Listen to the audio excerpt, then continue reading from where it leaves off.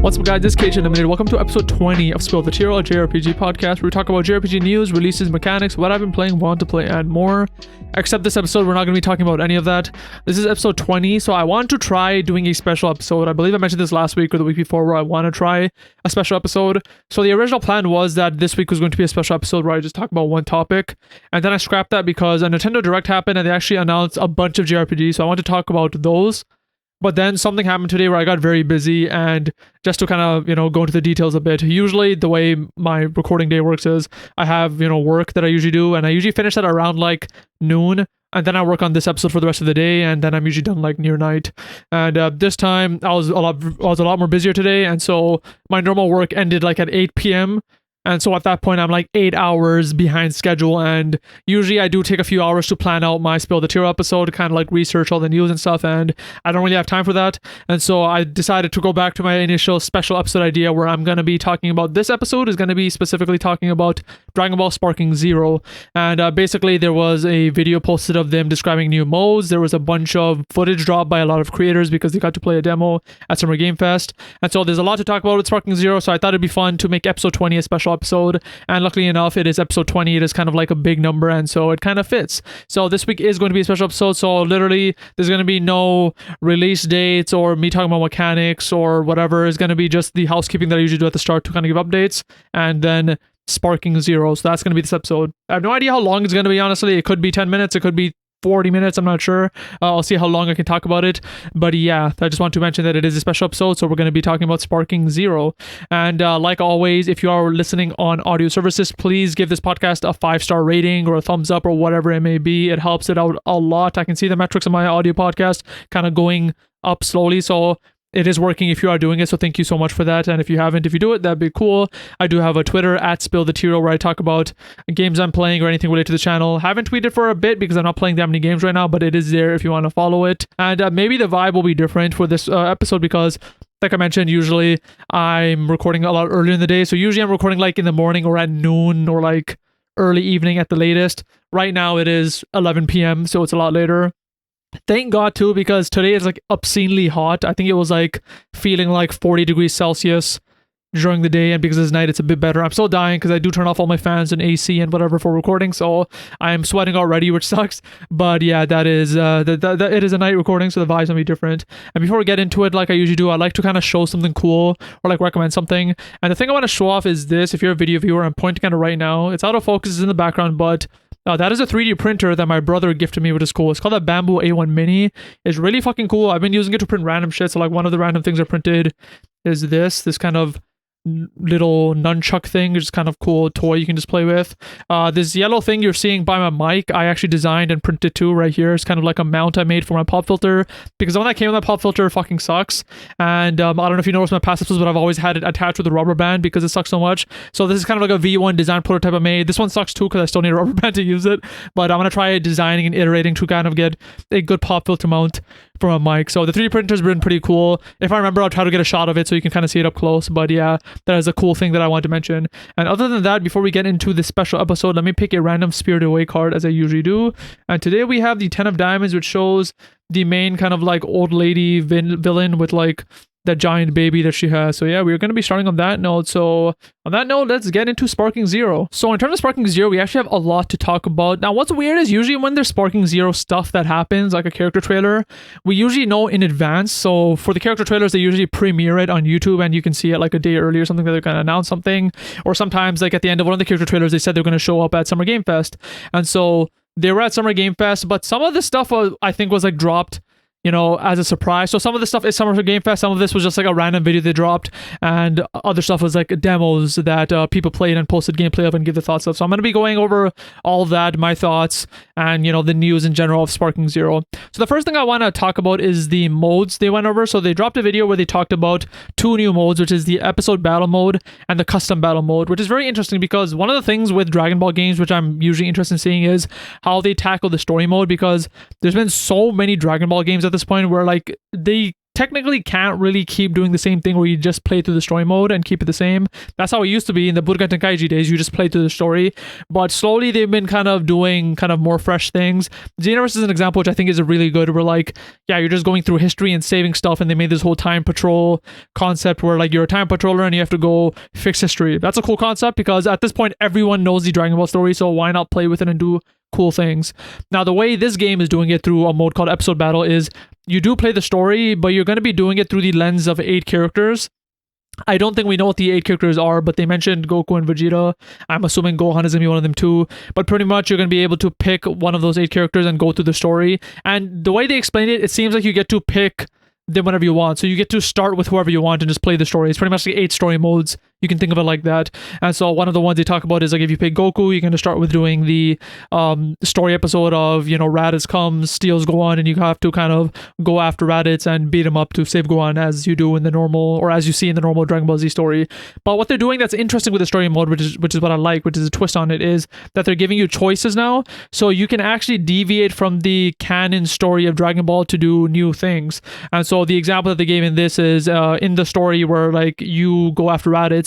In the actual Dragon Ball Z story, what happens is Goku goes after Raditz and Piccolo comes with him, and both of you together have to defeat Raditz. In this, they actually give you a choice of whether you want to go after Raditz with Piccolo, or you can actually deny Piccolo's help and go after Raditz yourself. So that's actually a pretty large deviation. When I read that, I thought what they were saying is that you can go with Piccolo or you can go alone, but I read more of the article I was reading, and pretty much what actually ends up happening is if you don't take Piccolo's help, you pretty much get help from other people. So I think like Krillin, Master Roshi, and I believe Bulma come to help you instead. And from then on, like, I'm not sure how far it deviates, but that was just one example they gave. So already I'm really loving that. This is going to be a reason of why I want to play the story, because honestly, I love Dragon Ball games, but Xenoverse was like the last one, or like the only one I remember recent times where I really want to play the story because it is different. You are getting new stuff. Where even though I love Budokai Tenkaichi and I'm gonna love Sparking Zero, if they just did the normal thing where you just got to play through the story again, I probably wouldn't touch the story mode. But because they're doing this kind of like alternate history type thing, and the fact that it's your choice, not only is that cool, but that actually gives you reason to like try both paths or both choices, or maybe more than 2 choices as you play the game. So that's cool. And as I was reading the article that I was reading, they also mentioned that like the battle is a lot harder than you'd expect. So like this is an early battle in Dragon Ball Z, so like assumably this is going to be one of the earlier battles in the game, but the person playing said like beating Raditz was actually really fucking hard, and getting through it was like a struggle. And so that makes me think like, is it that the game's going to be harder, or is that the game kind of nudging you to maybe try a different character story? Maybe you're not expected to start with Goku, and maybe you're expected to start with another character and play the story. I'm not sure.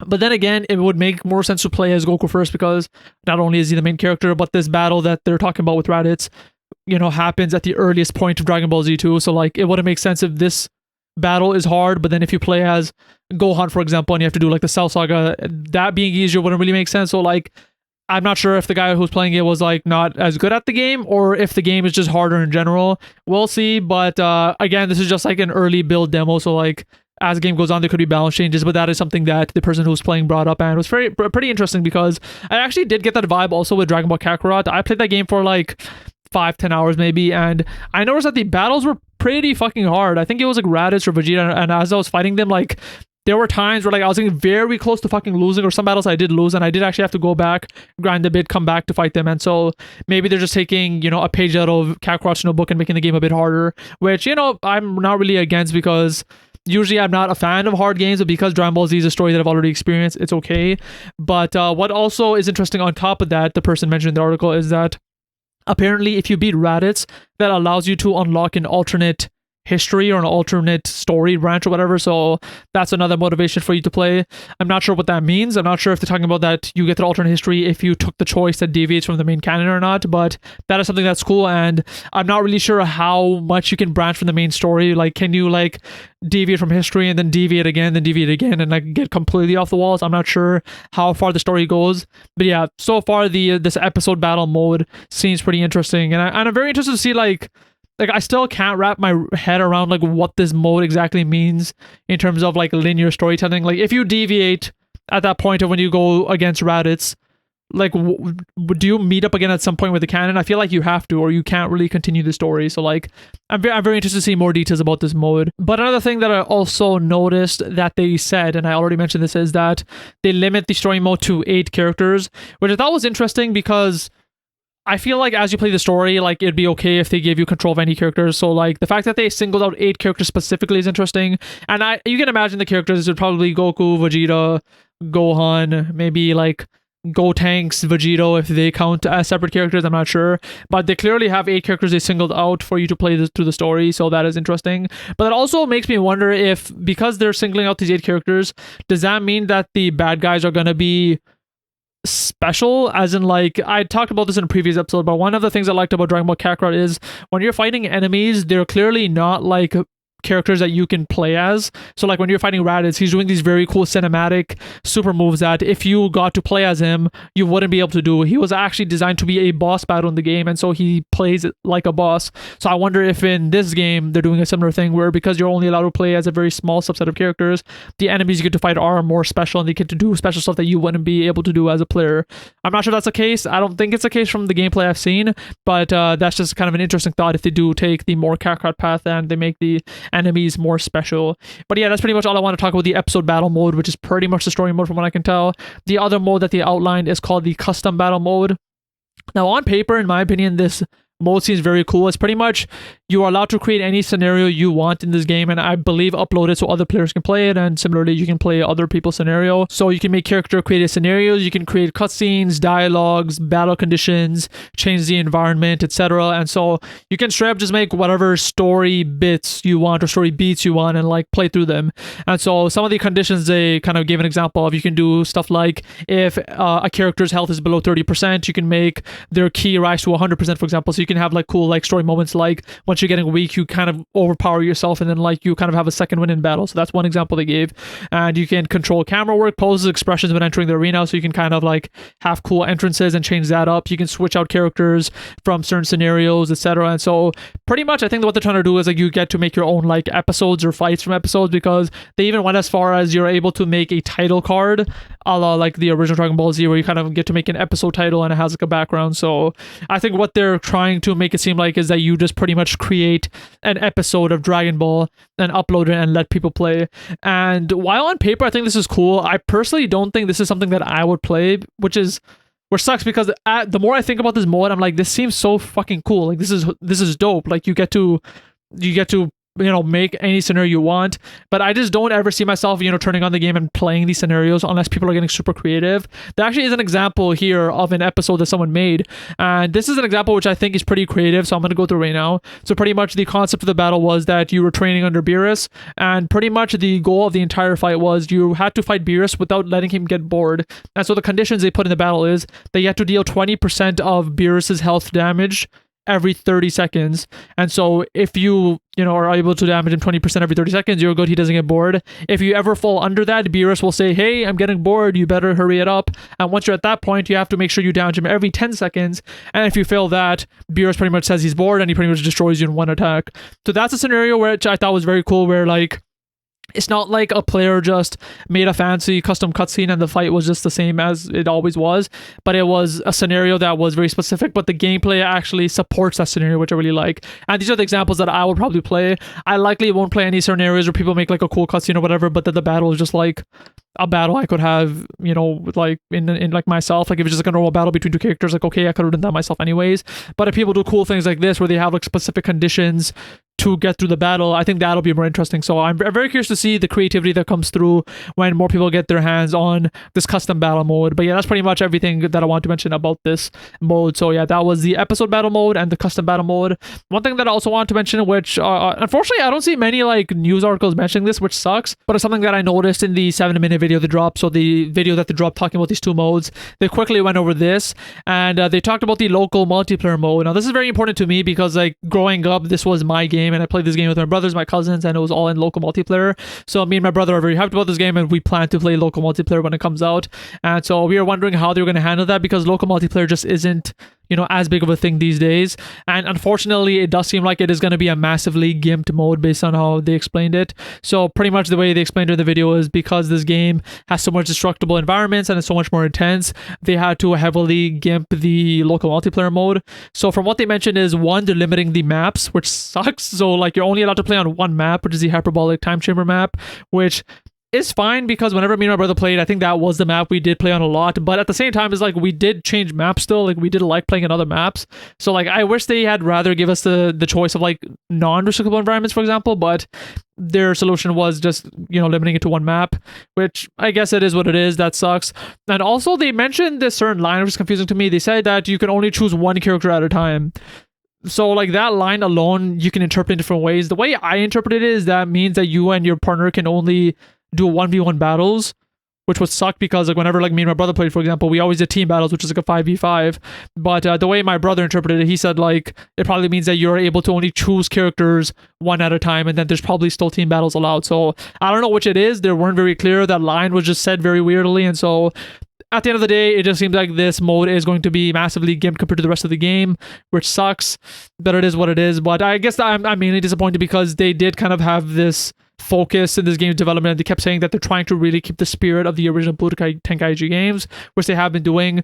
But I also think that the local multiplayer was a huge part of the spirit of the Budokai Tenkaichi games. So the fact that they're kind of like okay with gimping that is kind of annoying, but it is what it is. But it is something that I wanted to mention because that was part of the video that they dropped. Now, other than that, everything else was pretty much just like demos that were posted by a lot of creators. I didn't even know this was going to happen. I just saw like one day that like people were just posting gameplay of the game, and I was like, what the fuck? What's going on? Was there like a public demo dropped? But I believe at Summer Game Fest, there was a 30-minute demo that creators were able to go and play. And there's a lot of things you can glean from this. I watched like a couple of videos here of some people playing. And one video that I just want to talk about, or at least kind of, I guess, shout out if you want to check it out. If you had only one video you want to watch about it, there's a creator called Siriax. He's fairly big, that made a video on it. I think his video from the ones I watched was easily like the best one covering Dragon Ball Sparking Zero. Not only did he kind of go over everything, but he actually edited his video down to be kind of concise, whereas like other creators were just like rambling a lot. But also watching his video was very clear that he knew Budokai Tenkaichi very well, where like other creators were kind of testing out the game, and they had focuses where one YouTuber was trying to focus on looking at all the supers, one of them was just trying to like look at it visually. Siriax was very clearly like, okay, so this is the difference between the original Budokai Tenkaichi. Look at these combos, these are the same ones you could do in the original game, these are the different control schemes you can use, this is the character select screen, this is how it's different from the original, etc, etc. So his video kind of went over the most from what I've seen, and it was the shortest. So like he did a very good job on the video. So if you want to check it out, check it out. It's from Siriax, Seereax. But yes, that was a very good video that kind of went over some of the stuff. But pretty much the demo was that they got to play the game for 30 minutes. They kind of got to choose from a bunch of characters and just fight either team battles or 1v1 battles. One thing that I noticed from these demos, and Siriax also mentioned this, is that the character select screen is weird. One, it's weird from a visual standpoint. A lot of people are saying it looks very generic and it looks kind of bad, honestly. The layout is not good. This is something people are hoping that they probably will change in the final game. It just does not look designed well, and it's just like out of character in a way for everything else that's been in the game. So I think that the actual UI of the character select screen will change before the actual game comes out. But the more worrying thing, I think, and Siriax again mentioned this, is that it very much looks like they're trying to pad out the character select screen artificially.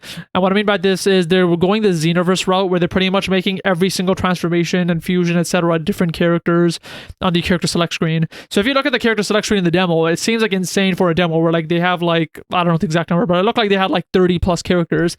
But if you actually take a look, it's like they have Goku Super Saiyan 1, Super Saiyan 2, 3, they have Super Saiyan God, they have Vegeta, all of his transformations, they have Broly, all of the transformations, they have the fusions, all of the transformations. And so all those things I said, like, technically are only like 5 characters, but because they use all the transformations, it looks like there's 25 characters on the character select screen. And so that is a very artificial way to pad it out. It sucks that they're doing this. I'm really hoping they go the Budokai Tenkaichi route, which just makes much more sense, where they pretty much just had, the characters in the character select screen, and once you press into them, then you got to see the transformations and choose like that. That does make the character selection screen look smaller, but not only is it more organized, it's just like, it seems less icky. Like, it seems very icky seeing them do this, because it generally just seems like they're trying to pad out the character select screen, where like they could be like, oh look, we have 100 characters, but technically it would only be like 30 or something, and like the rest are just transformations. But yeah, that is just something I noticed, and like I have a feeling that this is going to stay like this in the final game, especially because I knew they were going to do this right when they actually announced the pre-order bonuses. If you don't know, there's a pre-order bonus where, like, if you get it, it literally says you get 6 characters early, and the 6 characters are Gogeta Base, Gogeta Super Saiyan, Gogeta Super Saiyan Blue, and Broly Base, Broly Super Saiyan, and Broly Legendary Super Saiyan. And they advertise it as 6 characters you'd be getting early, when in reality that's clearly 2 fucking characters. And so right when I saw that, I'm like, yep, they're going to be doing this thing where every transformation is going to be treated as its own character, unfortunately. But yeah, that is something that I noticed about the character screen. In terms of the actual gameplay, gameplay looks fucking cool. It looks solid. And something that I love about Cyriax's video, which he shows, is that he straight up does combos from the original Budokai Tenkaichi and tests them. And he says, like, yep, they work 1-to-1. Like, there's this very specific combo. If you play Budokai Tenkaichi, you know, and I love that he does it, is, I can't remember the exact things, but, like, you hit the enemy, you do, like, triangle to kick them up. I think you do triangle again to hit them far again. And then once you press circle, you kind of, like, hit them from above and take them all the way to the ground. Cyriax does that in his demo. And right when he did that, I fucking, like, recognized it right away. And then he actually brought it up later, which I really loved. And so it seems like if you played Budokai Tenkaichi, you can just, like, straight up go into this game and know how to play, as long as you change the control scheme. So what this game did is that the default control scheme of this game is a new control scheme. So they kind of revamped it for, like, whatever reason, whatever they thought was best. Obviously, they chose as their default control scheme. But I believe they have, I think it's called the classic control scheme, where if you change to that, you'll be able to use a Budokai Tenkaichi control scheme. Now, usually when I play games, I always default to the default control scheme, because I feel like the game creators know better than me in terms of what is best for me. But this is one of those games where I'm like, no, I'm going to go straight to classic, so I know how to play right off the bat, because Budokai Tenkaichi is one of those rare games where I actually did use some of the combos. I don't think any game since then ever have I learned a combo in a game, because I just don't like to. I just like playing very casually. But that was a game that I actually did know some combos, and I actually remember, like, writing down combos in, like, a fucking little notepad that I had and trying to learn them. And there are some that are just, like, muscle memory at this point for me. So, like, the fact that I can just go to the classic control scheme and know all those combos right off the bat for a game that's coming out in 2024 is really fucking cool. And so that is something that I'm very excited about, and to see how many combos translate into Sparking Zero from a game that was released like 20 years ago, wherever. So that is very cool to see. And I talked about this a bit before when talking about the local multiplayer issues, but the maps are destructible. They seem a lot more destructible than like Budokai Tenkaichi, where like it seems like everything is destructible. So there were gameplay footage of them playing in West City, I believe, and they were straight up breaking all the buildings, like any kind of like little poles there were on the sidewalk, they were breaking through that. So it seems like the game is not only more destructible, but probably more like granularly destructible. So there's little small pieces. There's small details where like if a character is charging up, you'll see some of those destructible pieces kind of float, and when they're fully charged up, they kind of blast away from you. So this game is clearly doing a lot more with destructible environments, which is very cool to see. So that was something that I noticed when watching the gameplay demos.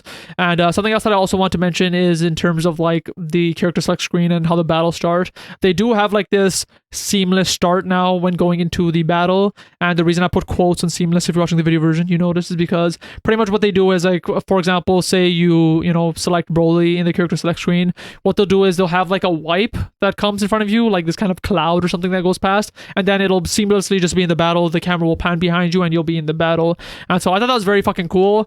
I kind of wish that they didn't have the wipe if they made it fully seamless, because they're kind of doing that anyways.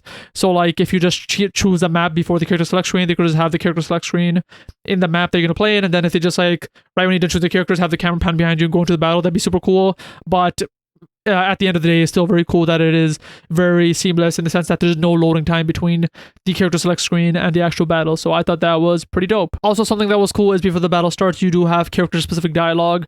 I believe this was a thing in Budokai Tenkaichi. I'm pretty sure it was. I don't know why I just don't really remember it right now. But if you have characters that are battling, they will have character specific dialogue. And I think this answers my question where like when I was watching the previous trailers, I always wondered like when this dialogue would come up, because you would have dialogue between like Vegeta and Gogeta, which is obviously something that wouldn't happen in canon, but they were talking to each other and saying specific stuff. So I always wondered like when that would happen in the game, whether that was a story mode thing or not.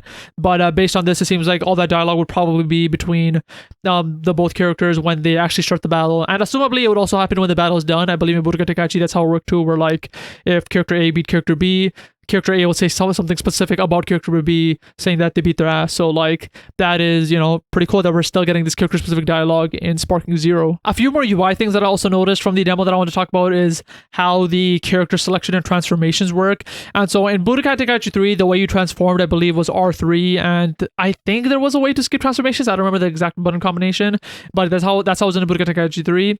And if you want to switch characters, the way it was done is like under your health bar, there was like this mini thing where you got to see what character would be switched to next, and you pretty much got to scroll between your characters that you had left in your party, press a button, and then you would switch to them.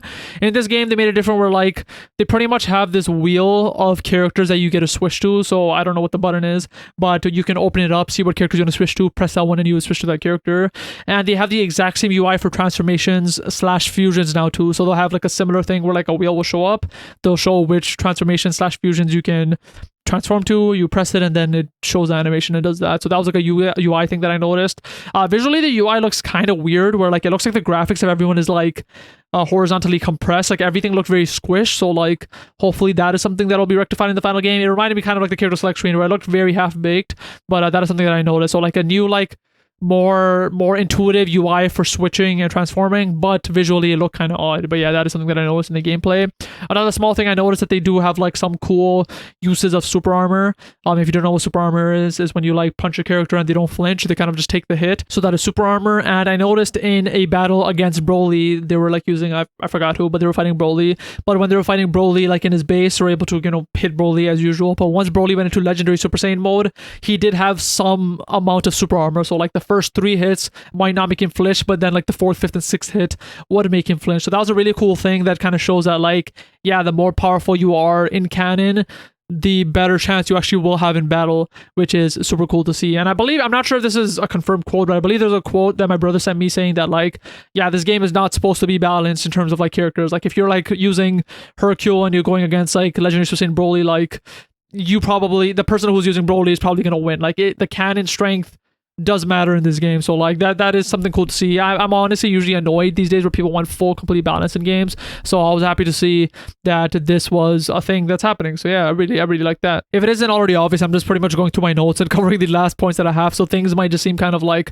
weird or tangential and maybe not related to each other, but I'm just pretty much just want to finish all my notes for this special episode. But another thing that I noticed, and I think this was obvious from the trailers, I still want to mention it, but I'm really fucking appreciating the animations and cutscenes this game is doing in terms of referencing the original show / movies. So we saw these in the trailers, but like some examples are like Gogeta's super moves, Super Saiyan God Vegeta's transformation, Broly super moves. Like they're all like 1-to-1 from the movie or the show, which is really fucking cool. So like whenever like someone fuses using the fusion dance, they'll have like the swirl that Gogeta had in the Broly movie. Whenever Gogeta does a super move, it's like exactly the same thing that we saw from the Broly movie. So I'm really loving that they're going really fucking all out with the visuals. But not only are they doing that, but they're taking the camera work and the composition and the layouts from the actual thing that they're referencing and going with that, and not just like creating like a whole new thing. So I'm really liking that, and it's visually just really looking fucking cool and reminding me of Dragon Ball FighterZ, honestly, because I feel like that game did a pretty good job of stuff like that too. So I'm really liking that we're seeing that in this game. And one last thing I want to mention about the gameplay specifically is that the battle damage close, that is a thing in this game. I believe you got to see that in some other trailers, but as I was seeing the demos, I got to notice that there are specific tiers of battle damage. So it's not like you're fully like clean and clothed and then you're just in your battle damage version. So some examples is Vegeta, he would be wearing his Saiyan armor. There would be some tiers of where like he's just kind of like in his blue part of his Saiyan armor, so his actual armor is broken off. And there's another tier where like his like top part of his Saiyan armor is completely ripped off, so you can just see his torso and he's pretty much just wearing pants. So like they have different tiers of battle damage. And similarly with Goku, I didn't see this in the demos, but I think I saw this through our trailers, where like there's one version where he's fully properly clothed and clean. There's another version where like the orange part of his the orange part of his gi is ripped and he's just wearing his blue shirt and orange pants. And there's another part where like his torso is completely fully ripped off and he's just wearing his pants, as you pretty much see in the show of Dragon Ball. So it's pretty fucking cool that not only are they doing battle damage, but they're doing battle damage you actually see in the show. So the ones that I described of Vegeta and Goku, those specific stages of battle damage you actually do see in the show, which is really cool. So like I like that they're actually taking that into consideration when making the battle damage, which I thought was awesome. And the last thing that I just want to talk about the demo specifically, there were some like complaints that people were talking about when they were watching the demos, that like it seemed kind of buggy or seemed kind of rough here and there, where like you would be rushing and the camera would like not really be on you, it would be having a hard time following you, or the camera would be clipping through the ground, and people were saying like maybe this is just a demo thing, maybe it'll be fixed later.